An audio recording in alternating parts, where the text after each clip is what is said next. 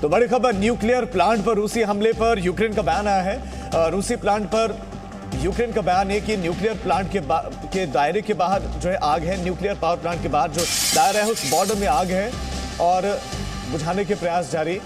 Nuclear power plant पर आरोप है कि रूस ने हमला किया और उसके बाद से बहुत बयान है। ज़ेलेंस्की ने कहा कि ये कि आतंकवादी देश है, रशिया को उसने आतंकवादी देश कहा। साथ ही साथ ये भी कहा कि ये परमाणु धमकी लगातार दे रहा है, अब उसका इरादा यही है, परमाणु हमला। तो क्या ये परमाणु युद्ध की तरफ ये वॉर, ये जंग आगे बढ़ गई है?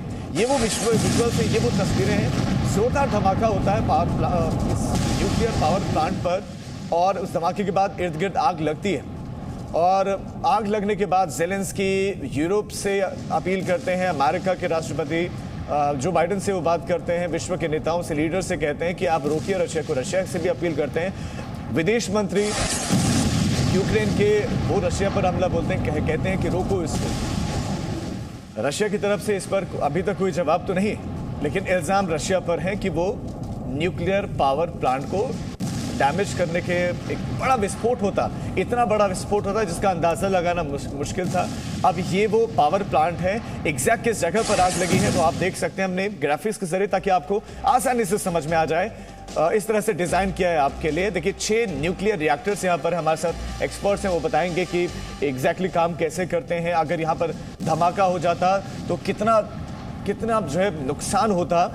तो हमारे साथ खास मेहमान है, हमारे साथ डिफेंस एक्सपर्ट संजय कुलकर्णी जी हैं, हमारे साथ डिफेंस एक्सपर्ट रविंदर सचदेव जी हैं और हमारे साथ विदेशी मामलों के जानकार आरती टिक्कू जी हैं। लेकिन संजय सर, मैं शुरुआत आपसे करना चाहता हूं, जो तस्वीरें इस वक्त आप भी देख रहे होंगे, सर इनको डिस्क्राइब कीजिए। ये जो न्यूक्लियर पावर प्लांट होता है, किस तरह से इसकी बनावट होती है, रक्षा इसकी कौन करता है, और दूसरा सवाल ये कि क्या ये जानबूझकर किया होगा जैसे कि इल्जाम रशिया पर लग रहे हैं, या ये गलती से उस साइड कोई धमाका हो गया या मिसाइल चला गया? यह है कि ज़ेपोरिज़िया जो जगह है वो यूरोप का सबसे बड़ा न्यूक्लियर पावर प्लांट है, जो तकरीबन 1/4 बिजली देता है। और चेर्नोबिल में जिस प्रकार से पहले हुआ है, तो मुझे लगता है कि सबको मालूम है कि क्या हो सकता है। और ये कहा जाता है कि अगर जो चेर्नोबिल में हुआ है अगर ज़ेपोरिज़िया में होता है तो तकरीबन इसका नुकसान 10 गुना ज़्यादा होगा, सबसे बड़ी बात। और ये जो है इसका जो रेडिएशन है अगर निकलता है, जो IAEA इंटरनेशनल एटॉमिक एनर्जी ने कहा है, ये अभी तक रेडिएशन नहीं हुआ है, नॉर्मल है, ऐसी कोई घबराने वाली बात नहीं है। लेकिन इस 6 जो रिएक्टर्स हैं, न्यूक्लियर रिएक्टर्स, उनके बगल में और थोड़ी दूरी पर एक कोल पावर प्लांट है, कोयले से चलने वाला पावर प्लांट है जो उसके तो हो सकता है कि टारगेट वो हो पर, लेकिन मुझे पूरी उम्मीद है कि कोई भी इस तरह की लापरवाही वाली बातें नहीं करेंगे, क्योंकि जो न्यूक्लियर पावर प्लांट है उसके नुकसान से यूक्रेन का नुकसान नहीं है, रूस का नुकसान नहीं है, पूरे विश्व भर का नुकसान होगा, जिस तरीके से हमने देखा चेर्नोबिल में क्या हुआ। तो मेरा ये मानना है कि इस प्रकार की कार्रवाई किसी ने भी नहीं करनी चाहिए, ना कोई करने की करेगा। लेकिन ये है कि युद्ध है, तबाही होगी, पर ये तबाही जो है शायद विश्व इसको संभाल नहीं पाएगा, और ये आउट ऑफ कंट्रोल अगर हो गया तो बहुत मुश्किल है। मुझे लगता है बहुत ज़रूरी है कि इस तरह की या तो अफवाहें नहीं किसी ने उड़ानी चाहिए, क्योंकि IAEA जो है इंटरनेशनल ऑर्गेनाइजेशन, वो जो कहता है उसके ऊपर जाना चाहिए। अगर वो ये कहते हैं कि वहाँ से रेडिएशन हो रहा है या वो जो पावर प्लांट है उसके ऊपर हमला हुआ है, तो वाकई बहुत संस्था ने तो हालांकि अभी तक चेतावनी दी है कि बड़ा नुकसान इससे होगा और इसके इर्द गिर्द अगर हमले ना हो तो बेहतर हथियारों का इस्तेमाल ना हो। अभी तक यही टिप्पणी वहाँ से आई है। रविंदर साहब, मेरा आपसे भी यही सवाल है कि अगर रूस ने किया है तो क्या ये जानबूझकर किया है या ये गलती हो गई है? एब्सोल्युटली। देखिए, पहली बात तो इस प्लांट में ये अटैक हुआ कहाँ है? जहाँ तक अभी खबरें आ रही हैं, ये कोर पावर प्लांट में नहीं है, रिएक्टर के ऊपर नहीं हुआ है, उस कैंपस एरिया मान लीजिए, उसमें एक एडमिनिस्ट्रेटिव बिल्डिंग है, शायद उसके ऊपर हुआ है, राइट? तो पहली बात, उस पर डायरेक्ट अटैक नहीं हुआ न्यूक्लियर फैसिलिटी पे। सेकेंडली, 1/4 यूक्रेन की बिजली सप्लाई करता है, बट अगर अटैक एक एडमिनिस्ट्रेटिव बिल्डिंग में हुआ तो इसका मतलब बिजली पे भी फर्क नहीं पड़ा। चाहे हो सकता अगर उस पर अटैक करते डायरेक्ट, तब तो होता शायद बिजली को रोक रहे हैं, प्लस उसके जो सारे कॉन्सिक्वेंसेज हैं वो। तो जहां तक बात रही, तो अभी इमीडिएटली ऐसे बैकग्राउंड ने कहा कि तबाह हो जाएगा पूरा यूरोप, नहीं, बट हाँ, अभी जो अटैक हुआ है इससे कुछ नहीं होगा। और radiation levels as General Kulkarni sayings are IAEA check कर रहा है, तो अभी कुछ नहीं हुआ है। बट अगर इसी तरह की चीजें चलती रही, ऐसा माहौल होता रहा, बार बार देखिए न्यूक्लियर की बात हो रही है, कभी कोई ऐसा फ्लैश पॉइंट आ जाएगा कि जहां न्यूक्लियर वॉर शुरू हो सकती है, वो फिर यूरोप को तबाह करेगी। अभी इस प्लांट के डैमेज से जो खबरें आ रही नहीं, पर इसमें एक चीज और क्लियर होती है। देखिए हो क्या रहा है, रशियन फोर्सेस चली जा रही हैं, राइट। अभी दिखाया जा रहा था कि रेजिडेंशियल बिल्डिंग्स भी कितनी गिरा दी जा रही हैं। इसमें तो तस्वीरें चल रही हैं सर, क्या हालात है वहां पर आप देख सकते हैं। एग्जैक्टली तो क्या रशियंस बिल्डिंग्स को जानबूझ के मार रहे हैं? मुझे दिख रहा है कि इनका जहां भी कॉन्वॉय या इनकी फोर्सेज जहां बढ़ती जा रही है ना, उसमें इनके इर्द गिर्द जो भी आता जा रहा है उसको फ्लैटन आउट करते जा रहे हैं एक तरह से। और खासकर जो इन्हें लगे कोई ऑफ कोर्स कोई स्ट्रेटेजिक लोकेशन हो, उसको तो मारेंगे ही मारेंगे, बट ये अपने पूरे रास्ते में मानो अपना पूरा एक जगरनॉट, अंग्रेजी का जो word it's like a juggernaut moving, तो वो आसपास की चीजों को तबाह करता जा रहा है अपने रास्ते में ना। उसके अलावा हो रही है कुछ टारगेटेड अटैक्स, राइट, काफी, जैसे कि खेव के मानो टीवी टावर पे हुआ, तो स्ट्रेटेजिक। अब ये वाला जो इस NPP न्यूक्लियर पावर प्लांट पे हुआ है, ये अगर टारगेटेड है, जानबूझ के है, तो फिर ये है एक सिग्नल देने को कि देखो न्यूक्लियर की बातों की बात बढ़ाना, दुनिया में हवा बढ़ाना, इन अ वे फियर बढ़ाना, राइट। आपने डायरेक्ट उसको नहीं करा, पर आपने इधर साइड में करा, तो अब देखिए सब बोल रहे हैं न्यूक्लियर हो रही है, लोग घबरा रहे हैं। तो वो टेम्परेचर्स रेस करना, that could also be one reason. But आप कह रहे हैं कि माहौल बनाया, मतलब इस तरह क्या है कि माहौल बनाया फियर बनाने का अबाउट न्यूक्लियर। और एक क्विक पॉइंट, तो इसी तरह के कभी आएंगे जैसे नेटो के साथ। अभी नेटो फोर्सेस या वेस्टर्न पावर्स मिलिट्री सप्लाईज भेज रही है पोलैंड रोमानिया के बॉर्डर से, राइट। कह रहे हैं ये भेज रहे हैं, वो भेज रहे हैं, जावलिन। अब तो ये भी कह रहे हैं एयरक्राफ्ट भेज रहे हैं। भैया एयरक्राफ्ट लैंड का करेंगे यूक्रेन में, मुझे समझ नहीं आता, राइट, उसको छोड़ो। बट ये जो बाकी चीजें पोलैंड रोमानिया से भेज रहे हैं, अभी तो चल रहा है क्योंकि बॉर्डर पोरस है और रशियन फोर्सेज उस तरफ नहीं है। बट जब रशियन फोर्सेज उस तरफ होंगी और वहां से मानो पोलैंड की बाउंड्री से एक बड़े बड़े कंटेनर ट्रक आ रहे हैं जैवलिन भर के, तो जैसे ही बॉर्डर क्रॉस करेंगी इधर, रशियन फोर्सेस उन्हें मारेंगी। अगर उसको मारा तो हो जाएगी आपकी रशिया वर्सेस नेटो, वो फिर और नेक्स्ट। तो ये एक तरह का जो कहा जाता है स्पाइरल है, एक चीज दूसरी से ये स्पाइरल बढ़ता जा रहा है, या कहो ये स्पाइरल डाउनवर्ड जा रहा है, which could lead to what Macron is saying कि यूरोप तबाह हो जाएगा।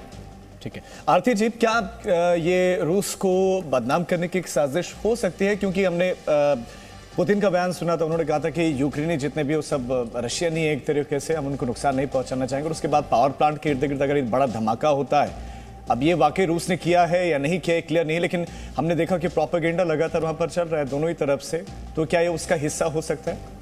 देखिए, दोनों तरफ से प्रोपेगेंडा नहीं चल रहा है, एक ही तरफ से प्रोपेगेंडा चल रहा है। पहले तो ये एस्टैब्लिश कौन करेगा कि रशिया ने न्यूक्लियर प्लांट पे अटैक किया? कौन कह रहा है? ये सारी जो कथा आ रही है, जो फैब्रिकेशन हो रही है, वेस्टर्न मीडिया लगातार बोले जा रहे हैं, बाइडेन बोले जा रहे हैं, ज़ेलेंस्की बोले जा रहे हैं, यूरोप बोला जा रहा है, नेटो बोले जा रहे हैं, लेकिन रशियन वर्जन कहाँ है? तो इंडियन मीडिया को भी ये जरा सोचना चाहिए कि भाई आप किनका वर्जन चला रहे हो, किनका नैरेटिव चला रहे हो, किनको आप ज्यादा वो डोमिनेंस दे रहे हो इस सारे वॉर में। तो मुझे लगता है कहीं ना कहीं, देखिए लॉजिकल सी बात है, क्या रशिया को इस वक्त इस चीज में फायदा होगा कि वो न्यूक्लियर प्लांट पे अटैक करे? उन पे तो पूरी दुनिया थू थू करेगी, पूरी दुनिया इकट्ठी हो जाएगी रशिया को खत्म करने के लिए अगर वो किसी न्यूक्लियर प्लांट पे अटैक करते हैं। तो क्लियरली एक साजिश है, इसमें लॉजिकल सी बात है, कॉमन सेंस की बात है कि रशिया अपने पांव पे कुल्हाड़ी क्यों मारेगा, जब वो इतनी बहुत ही केयरफुली पिछले एक हफ्ते में 9 दिनों में उन्होंने बहुत ही तरीके के साथ वो अंदर यूक्रेन गए हैं, कोलैटरल डैमेज को मिनिमाइज करने की पूरी कोशिश की है, और ये कोशिश की है कि सिविलियन कैजुअल्टी ना हो। तो इस सारे में जो वेस्टर्न मीडिया चला रहा है, बाइडेन चला रहे हैं, वहां बैठ के नेटो को तो घर में बैठ के वो लोग ये जंग देख रहे हैं, बहुत मुस्कुरा रहे हैं, चीन भी मुस्कुरा रहा होगा इस वक्त। तो जो भी ये चल रहा है, ये प्रोपेगेंडा एक तरफ से चल रहा है और ये बहुत ही इररिस्पॉन्सिबल बिहेवियर है। जैसे कि रविंद्र ने भी कहा कि अगर आप यही करते रहेंगे, ये न्यूक्लियर की गेम चलाते रहेंगे, किसी टाइम पे ये हो सकता है कि वाकई में कोई न्यूक्लियर बटन दबाए और आप लोगों को पता भी नहीं चलेगा कि कौन चला रहा है और किसको नुकसान हो रहा है। ये भी हो सकता है, यूरोप छोड़िए, न्यूयॉर्क सिटी पे न्यूक्लियर बॉम्ब गिराया जा सकता है, कोई भी कर सकता है। बहुत सारे प्लेयर्स है, नॉर्थ कोरिया लीजिए, चाइना लीजिए, कोई भी कर सकता है।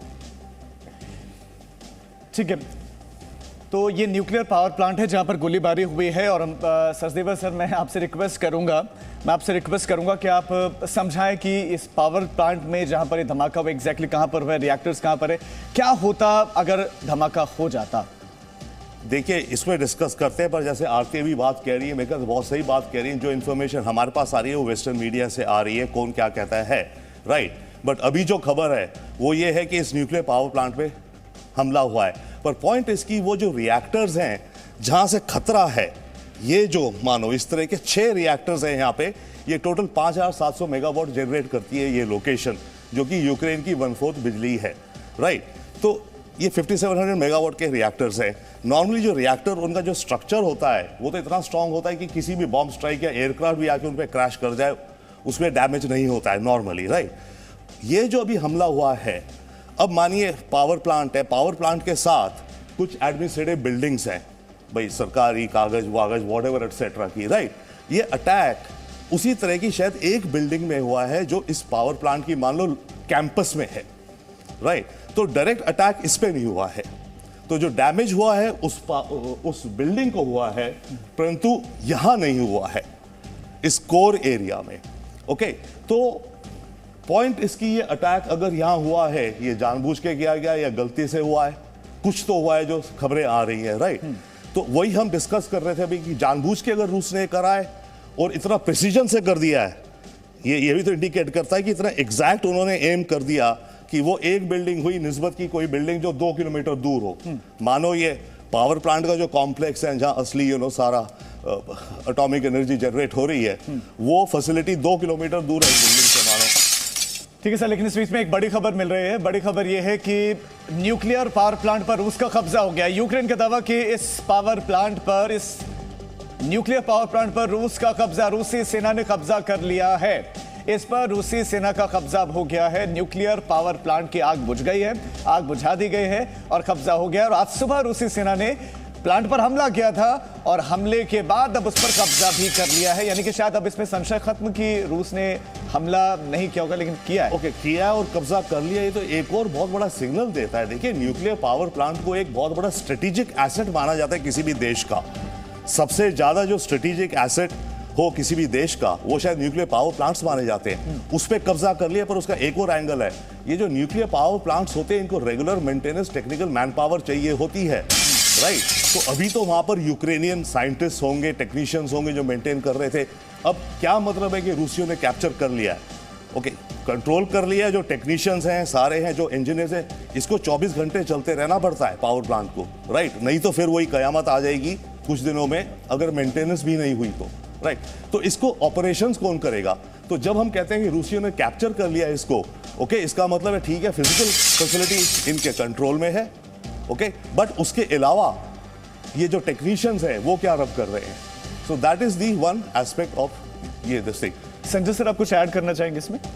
ये ऐसे है कि चेरनोबिल वाला जो न्यूक्लियर पावर है, उधर भी चाहे यूक्रेन और रूस के बीच लड़ाई हो रही है, बताया जाता है कि वहाँ के जो साइंटिस्ट, जैसे रविंद्र साहब बताए, वो उनके साइंटिस्ट और रूसी साइंटिस्ट ने मिल करके चेरनोबिल को कंट्रोल कर रहे हैं। उम्मीद करते हैं कि जो शंकाएं जताई जा रही है कि कैप्चर करने के बाद इस तरह की कार्रवाई ना हो जाए, पर एक बात अच्छी है क्योंकि टोटल एयर डिफेंस और एयर सुपीरियॉरिटी रूस की है। यानी कि ये जो न्यूक्लियर प्लांट्स हैं, इनको हवाई हमला नहीं हो सकता। एयर डिफेंस सिस्टम जो रूस का लगा हुआ है, उससे यकीन करेंगे रूस कि ये जो पावर प्लांट है इसकी हिफाजत ज़रूर होगी, नंबर 1।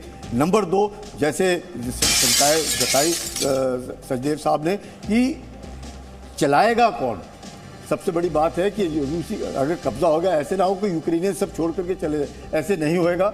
ये यकीनन देखा जाएगा कि किस प्रकार से जो है ये न्यूक्लियर पावर प्लांट जो है, जो यूक्रेनियन साइंटिस्ट उधर हैं उनके साथ तालमेल के साथ रूसी साइंटिस्ट भी रहेंगे, क्योंकि ये सिर्फ रूस और यूक्रेन का सवाल नहीं है, ये पूरे विश्व का सवाल है। यहाँ से अगर कोई रेडिएशन लीक होता है तो नुकसान यूक्रेनियंस का नहीं या सभी का नुकसान होगा। ऐसी स्थिति में आपको लगता है कि वहां पर साइंटिस्ट साथ में गए होंगे कॉन्वॉय के साथ में, और उनको पहले से आए होंगे कि हम इस न्यूक्लियर पावर प्लांट को कब्जे में करेंगे, और फिर वहां पर साइंटिस्ट चले जाएंगे जो पूरे देखरेख करेंगे? एक बड़ा अच्छा सवाल है।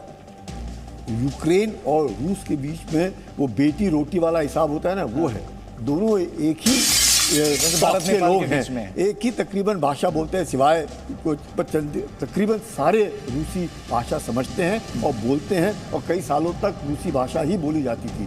लेकिन ये सोचना मुझे लगता है इस ऐसे मामले में, क्योंकि दोनों साइंटिस्ट हैं, दो रूसी साइंटिस्ट भी हैं, वो कंट्रोल कर सकते हैं, ऐसी बड़ी बात नहीं है। और यूक्रेन के में तकरीबन 1,500 के आसपास न्यूक्लियर वॉरहेड्स थे, लेकिन जब यूक्रेन बना उसके बाद ये न्यूक्लियर वॉरहेड्स रूस ने लिए। सर लेकिन सवाल ये कि कब्जा करना था, यानी कि सैनिक इर्द गिर्द रहे होंगे तभी तो, लेकिन फिर धमाके की जरूरत क्या थी? ये देखिए, जब हमला हो रहा होता है, हो सकता है वहाँ कोई रेजिस्टेंस होगा। उनको भी मालूम है कि ये 150 मीटर की दूरी पर था।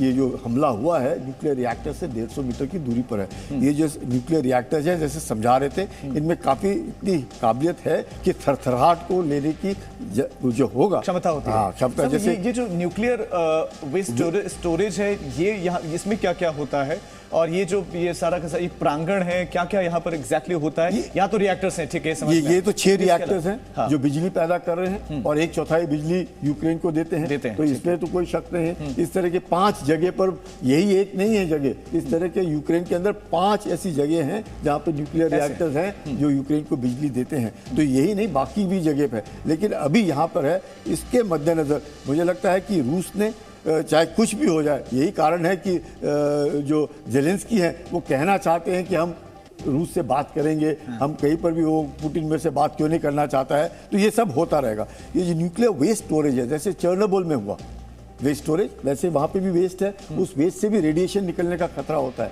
ये नहीं समझना है कि ये वेस्ट है। ये न्यूक्लियर वेस्ट स्टोरेज को इसको डिस्पोजल करना बहुत कठिन है। जैसे जापान में हुआ, शायद सालों साल लग जाए उस न्यूक्लियर वेस्ट को डिस्पोज करने में, और तरीका आप कहीं पर भी नहीं डाल आप बता रहे हैं कि कितना महत्वपूर्ण है। देखिए, हमने कोशिश यही की है कि पूरे के पूरे प्लांट को आपको विस्तार से और समझाया जाए बिल्कुल आसान भाषा में, और ये हमारे एक्सपर्ट्स कर भी रहे हैं।